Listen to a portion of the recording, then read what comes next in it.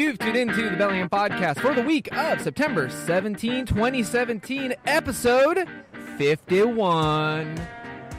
From the city by the Salish Sea, I am AJ Barsay. And straight out of 98226, I am Chris Powell. On this episode, listen, my children, and you shall hear of how we aren't fans of new shiny gear. However, AJ and I take great delight in tech that caught our eye and unscripted insights.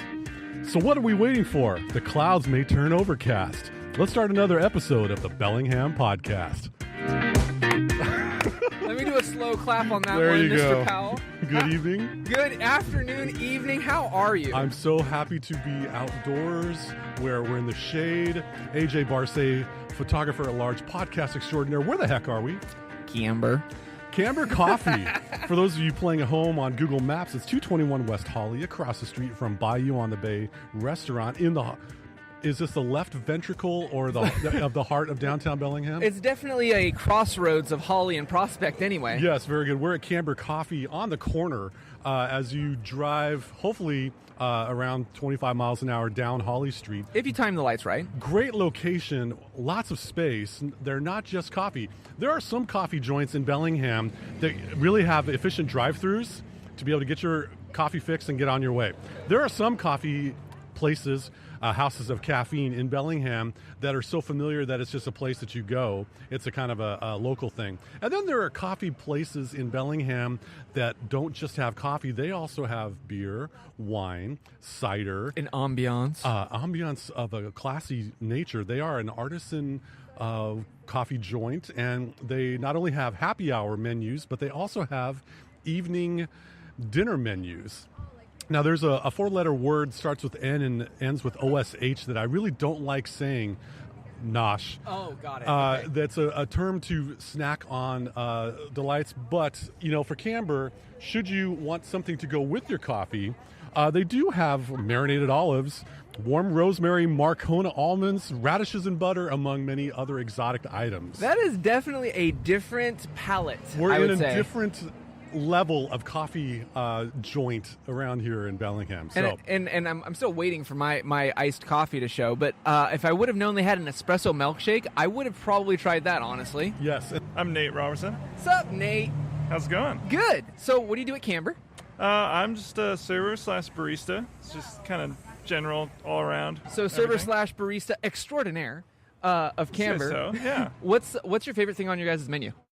Definitely the waffle in the morning. Whoa, wait, what? There's waffles? Oh, there's waffles. Talk to me about waffles, buddy. They are just like a buttermilk waffle, and they are like the crispiest, fluffiest waffle that you'll probably experience. Okay, well, I now know what I'm doing tomorrow morning. So Camber, according to my research, is opened in late August. So it's been about a month or so since y'all have been opened, a soft opening or so. How's the experience been so far, and how's the clientele, and how's the experience being here right in the heart of downtown Bellingham? It's been pretty awesome. It's been really kind of busy. I mean, as you kind of expect with the grand opening, and then we've been fully open for about 3 weeks. The soft opening really helped us kind of get all of our kinks out, and then able to put forth like a full breakfast menu, full dinner menu, and it's been great. Like the support that we've gotten from the community is awesome, and just it's been kind of hectic. Like trying to get space in here to just like work on my computer in the morning. It's like you can't. It's kind of. That's a good problem to have. So you said you work on your computer. What kind of computer do you got? Oh, Mac. Okay, Yeah. MacBook. Oh yeah, an old like a 2011, I think. Oh, that's not old. That's vintage, bro. Yeah. Oh yeah. Well, Nate, thanks for coming on the show. Yeah. Thanks very much, Nate. Appreciate it. Cool. Thanks, man. Yeah. I'll bring you that coffee. Thanks, bud. Cool. Yes, and so at least for the next couple days before the weather turns really bad, Carpe diem. we are outside. They have outdoor seating, which is great, and so you hear all the ambient noise of that is downtown Bellingham. But AJ, let's get the show started. What are we talking about today? So we're talking about the Apple iPhone. Oh my God. No, the we're internet. not. No, we're not. We're not? No, we're not. Oh, okay, my bad. We don't do this news stuff. That's right. There's a new phone coming out. There's a few. Who Yeah, cares? exactly. We're not going to talk about it. And that's exactly what we're talking about. So, ladies and gentlemen, so here's the thing. There might be some new tech that's been announced at the time of this recording, and there is some new tech that's going to be announced by something that rhymes with schmoogle. Look, if you don't like it, that's fine. You don't have to buy it. There are other options out there. the one thing that I wanted to highlight, especially in this episode, is we have gotten so brand loyal to a detriment, I think. Not just in technology, but also to people. Everything. Yes. Just everything. We are loyal to the musicians that we listen to. And here's the thing.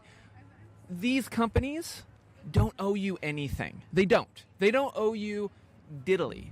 They owe one thing to a certain demographic of people, and that's their shareholders. I'm going to take Apple, for instance. Apple announced a new phone that's $1,000, and the internet exploded with love and rage. Irma Gersh, new phone. Irma Gersh. Here's the thing.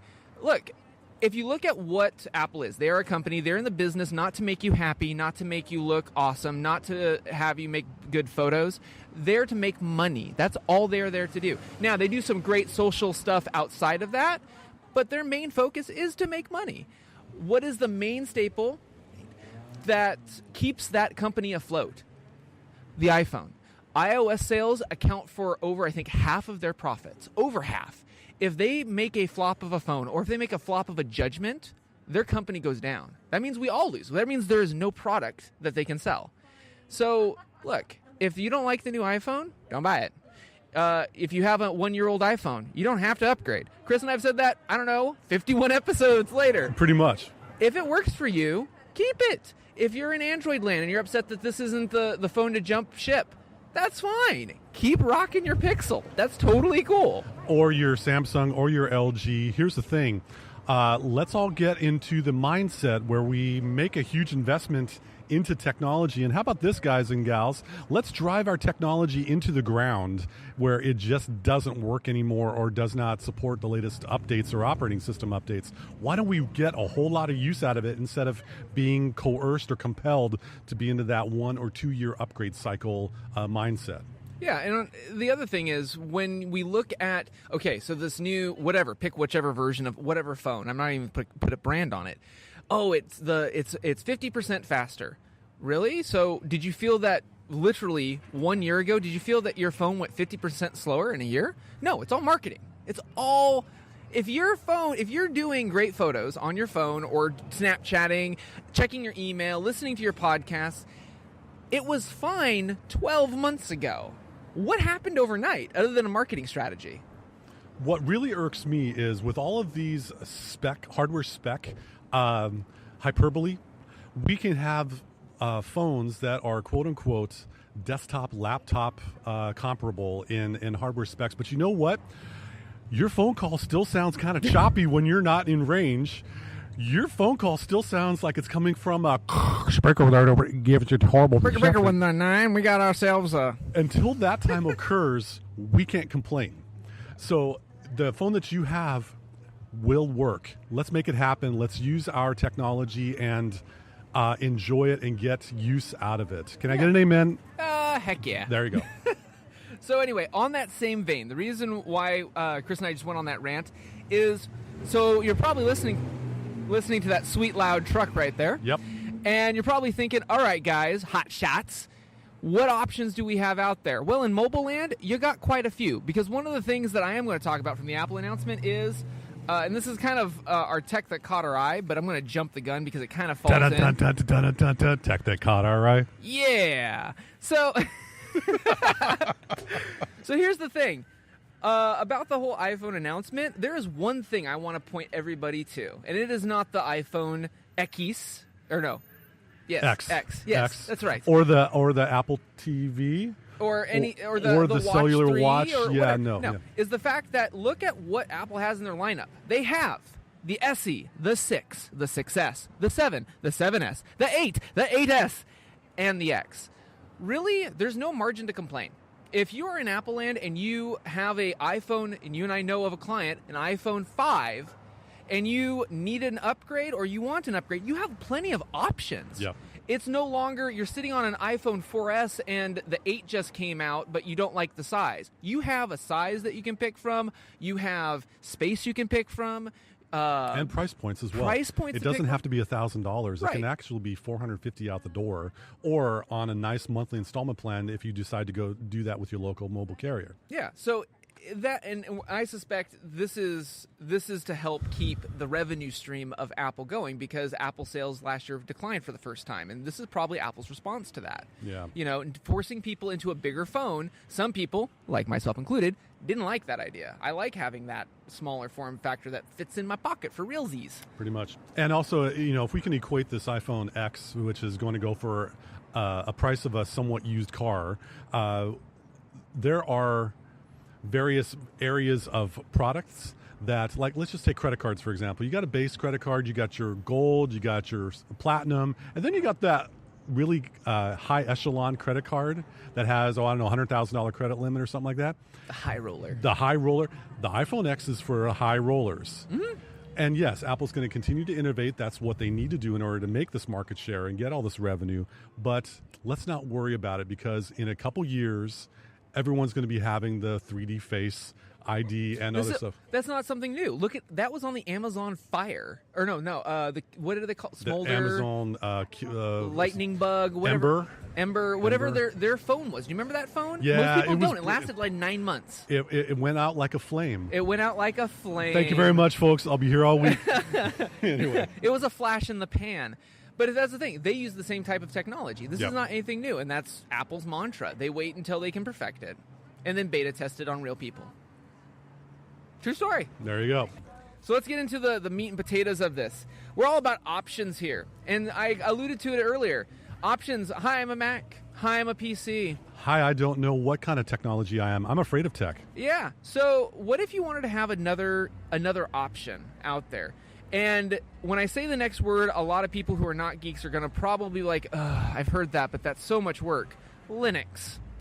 Now, Linux is an open source type of operating system, meaning that people regularly contribute and augment and make better this operating system. It's secure, or various distros of it is secure, and it is more akin to the Mac experience, except it's highly moddable, and that's where the geeks really get in, because we can go in and change how it looks and feels. And if you're concerned about open source, consider this. If you're worried that someone's going to come in and kind of mess things up or get your information, you've got a lot of people that are already contributing to it that go, I'm going to delete that from the actual operating system. It's kind of checks and balances the way it should be, as opposed to one company, and I'm not going to name any names, doing an operating system and not allowing anyone to adjust how the bugs or the potential exploits in their operating system. This is available that it's monitored a lot. Yeah.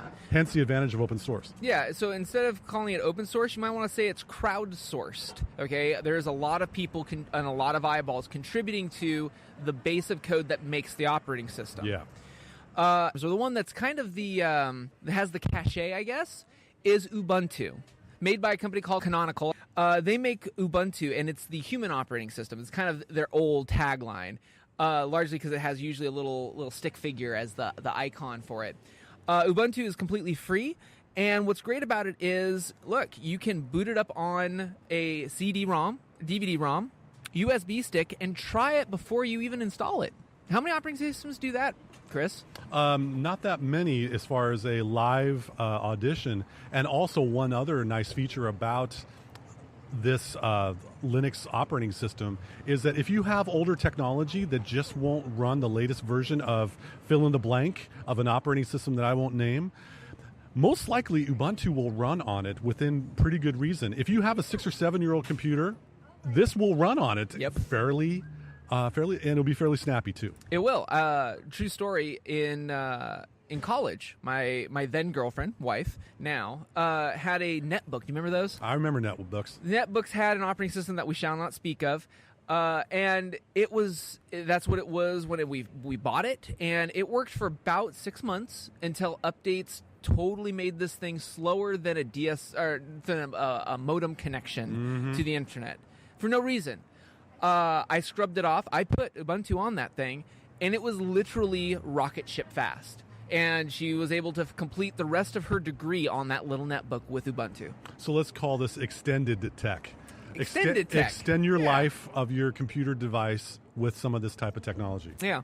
Now, out of it, you're probably thinking, well, guys, does it have the Microsoft Office, or does it have the Final Cut, or does it have... Look, here's the thing.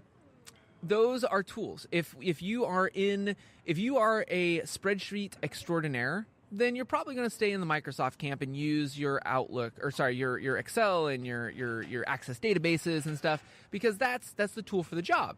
If you're a filmmaker, you may be doing Final Cut Pro or Premiere.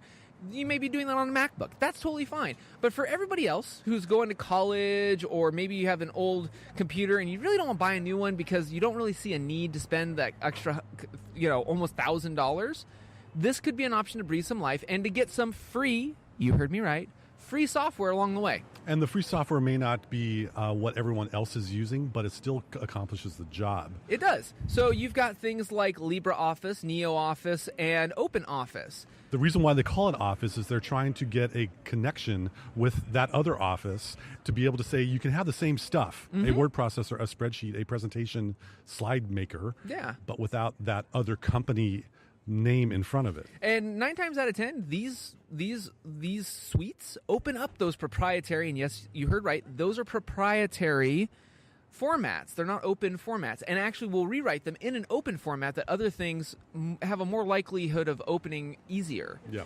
And so that's a benefit. Now you're probably thinking, well, Linux, oh man, I remember the days where you had to go to certain sites and download them and be really careful. That guy agrees. He takes caution. Here's the thing.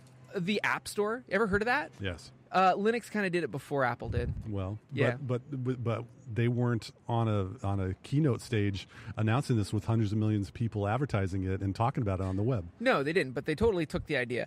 And here's the thing. There is a Linux App Store. You can go on there, and there is vetted and independent software that you can download freely, or send. Some of it's paid, just like real computing as it is, Mac or PC. You can buy software or get free software. Same thing in Linux. Yeah.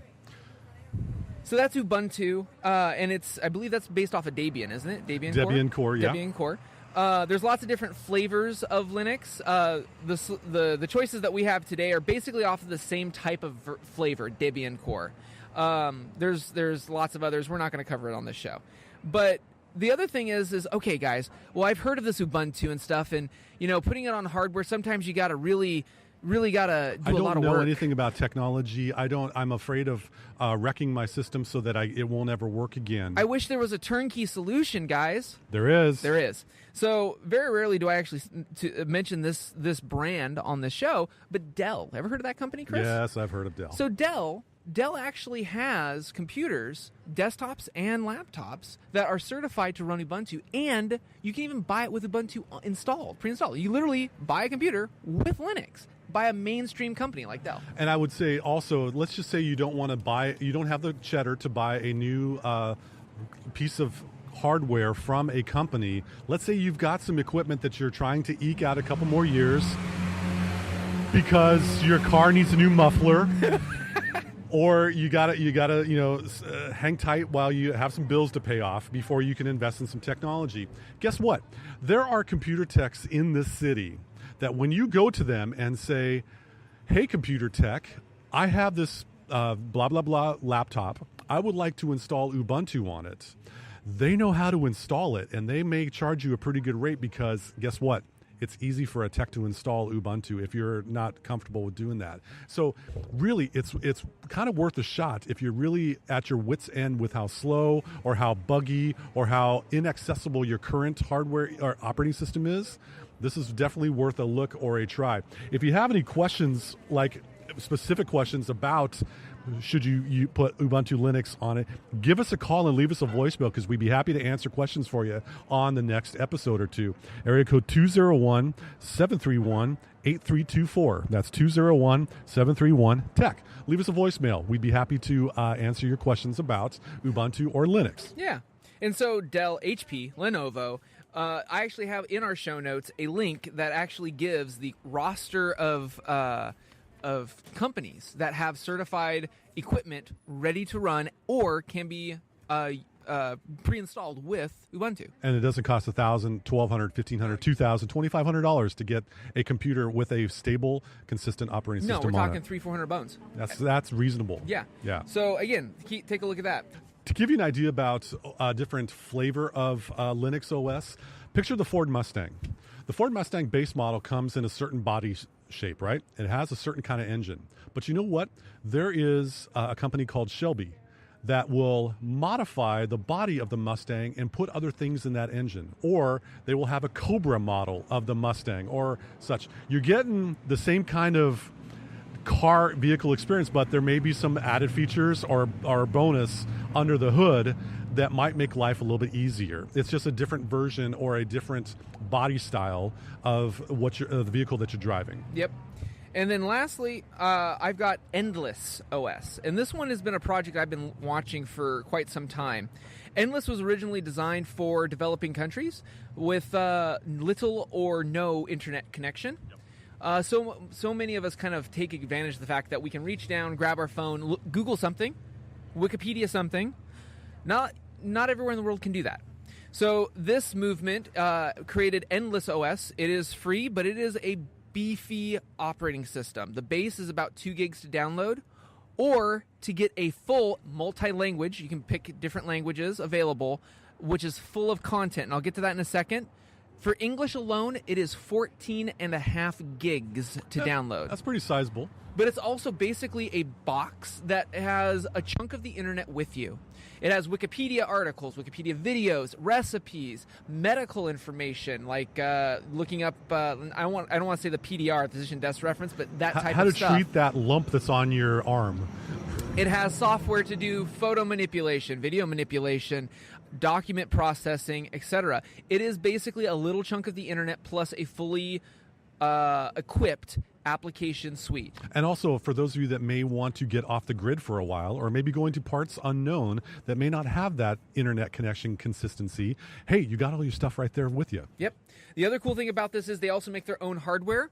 They have 2 new models, the Mission 1 and the Mission Mini, and these are really cool looking. They have like a bamboo top, and what's cool about this is it's designed predominantly for plugging into the back of a old monitor, or designed for that television that, like, again, if you're in a developing country, maybe you have one single television, one single screen. Can you imagine a house with just one screen in it, Chris? Within miles, for 3 miles. Yeah, I can imagine that. Both these boxes, they're actually pretty decently spec'd. You have dual-core CPU processors by this little company known as Intel. You have 500 gig hard drives of storage. You've got an HDMI and VGA out. You've got 2 gigs of RAM. And this is in they're kind of the premier one I'm talking about here, the Mission 1. The high-tier one. Yep, it has Wi-Fi and Bluetooth, and it's got gigabit in there, and it has Endless OS for the extraordinary price, Chris, of $249. Wow, that's a tenth of the other desktop Surface Studio thing that we were talking about a few episodes ago. Quite a few episodes ago. Yes, quite a few. The Mission Mini, which comes with a 64 gigabyte solid-state drive, so snappy. It comes with HDMI and RCA video. Again, this is kind of tailored towards older technology, depending on where you're at in the world. Has a quad-core CPU, 2 gigs of RAM, and it's $129. $129 for a computer that pretty much is functional, runs an operating system, a small form factor, so it doesn't take up a huge chunk on your floor space, and works. Yeah. Not a bad deal. This is definitely, especially if you have a little one that you want to get into using, quote, a computer, but you don't want to, say, have internet connection. Maybe you have an elementary school student, or you've got a wee one that's really kind of interested. Or you're just tired of seeing advertisements on your Facebook. Or you don't want them on Facebook. Because, again, you could basically run this thing sans internet, and they can do research. They can do all that type of stuff. So, again, take a look at that. Like I said, Endless OS is kind of the endless movement. Is a really cool project. So now, let's move on. It is time in that episode for Unscripted Insights. That's right. We're taking a look at a section where we ask each other a question that we're not prepared for, don't have anything in the show notes, and getting a raw, unedited, off-the-cuff answer. So once again, I'm going first. AJ, you are approached by a billionaire. Let's say Jeff Bezos or the Zuck or someone. And they say, hey, AJ, I've been a fan of yours for quite some time. I want to help facilitate, make a dream come true. I'm willing to fly you anywhere in the world to have lunch with someone living. Oh, living? Yeah, I know, because I can't use that whole man. dead thing. I know. To have lunch with a living person in this world, who would you say I want to have lunch with? The Dalai Lama. Go on. Well, one, I've never been to that part of the world. Tell me you would say hello, Dolly, when you'd meet him. No, I would be very respectful. No, I've seen some interviews and stuff. It comes down to, and it's not a spiritual thing, is either the Dalai Lama or the Pope, either one, whoever's available. But I've been to Italy, so. They can check your Outlook calendar to see when you have appointments available, right? Yeah. But no, as much as it's not a spiritual thing. There's a lot of CEOs out there that I would equally love to have coffee with, or sit down and talk with. But somebody like the Dalai Lama, who is a political, spiritual peace leader, Yes.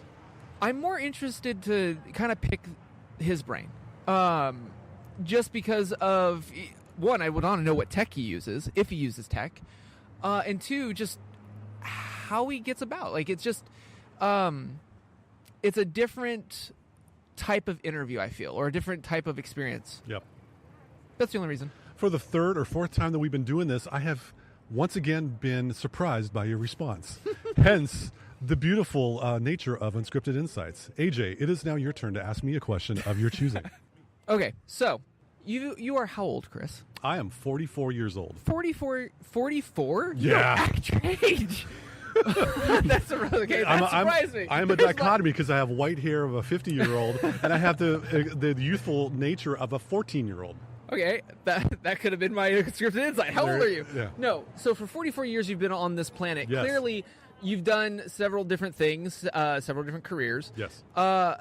We've all stumbled and we've made some horrific mistakes. Yep. Tell me a mistake that you've made that you wish, and I'm not saying that you have regret or anything, but you're looking back in your 44 years of life where you're like, dang, I really wish I would have done blank. To TiVo life and reverse back to be able to do it again. What could you have Control Z'd in Sure. your life? 7th grade Christmas dance in middle school. I'm standing against a wall with a bunch of my buddies looking over at the other wall with a bunch of girls over there. There was a gal named Diana who was really cute. And I had that Wonder Years vision that Kevin Arnold always had, where it'd be this graceful saunter over asking, would you like to dance, Diana? And she'd say, sure. And so we'd be able to go in the slow dance, probably to the lady in red, since it was in the 80s when I was in middle school.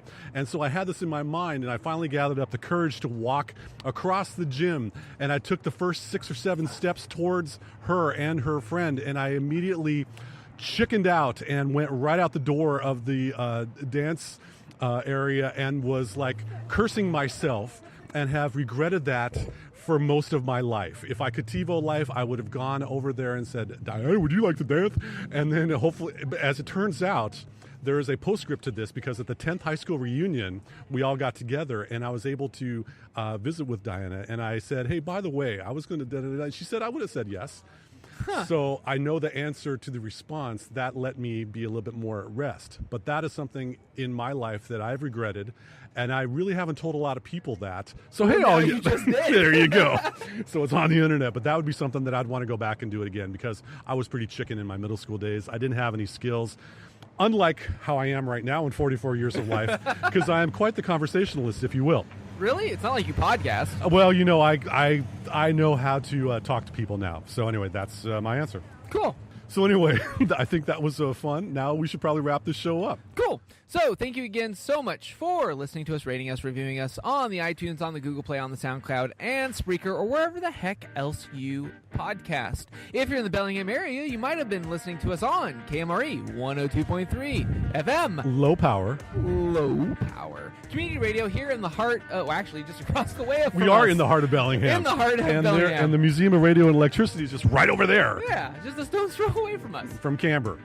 Thank you again so much for listening to us for 51 episodes from the city by the Salish Sea. That's a little bit loud today. I'm AJ Barsay. And quietly, I want to thank you. My name is Chris Powell. We'll see you next week on Bellingham Podcast.